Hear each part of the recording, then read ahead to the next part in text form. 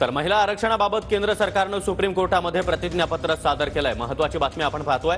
महिला आरक्षण तात्काळ लागू केलं जाऊ शकत नाही असं सरकारचं म्हणणं आहे। जया ठाकूर यांनी दाखल केलेली याचिका घटनाबाह्य आहे असं देखील सांगण्यात येत आहे। तर न्यायालयानं याचिका रद्द करावी अशी सरकारची मागणी आहे। या संदर्भात अधिक माहिती देण्यासाठी आमचे प्रतिनिधी संदीप राजगुळकर सध्या आपल्या सोबत आहेत। संदीप, काय अधिक माहिती?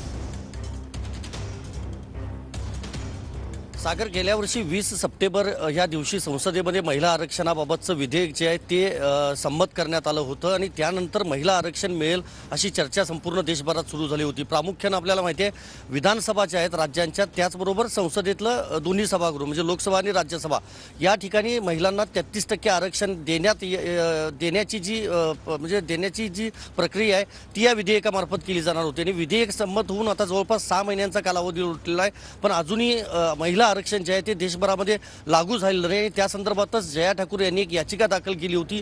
त्या याचिकेवर प्रतिज्ञापत्र केंद्र सरकारनं सादर केलं आहे आणि म्हटलेलं आहे की म्हणजे जनगणना जी आहे त्यानुसारच महिलांना आरक्षण दिलं जाऊ शकतं, मात्र तात्काळ आरक्षण दिलं जाऊ शकत नाही असं देखील म्हटलेलं आहे। आणि दुसरं महत्त्वाचं, महिलांच्या सशक्तीकरणासाठी त्यांच्या सन्मानासाठी सरकार वारंवार प्रयत्न करत आहे। यापूर्वी 5 ते 6 वेळा महिला आरक्षण विधेयक मांडण्याचा प्रयत्न झाला होता, मात्र तो पूर्ण झाला नाही। आमच्याच काळामध्ये हे विधेयक संसदेमध्ये सादर झालेलं आहे, मात्र तात्काळ आरक्षण जे आहे ते लागू करता येणार नाही असं प्रतिज्ञापत्र दिल्यामुळे आता आगामी ज्या निवडणुका आहेत त्या निवडणुकांमध्ये सध्या तरी विधानसभेमध्ये संदीप, त्यामुळे महिला आरक्षणासंदर्भात सरकारची भूमिका आता स्पष्ट झालेली आहे। धन्यवाद तुम्ही दिलेल्या या सविस्तर माहितीसाठी।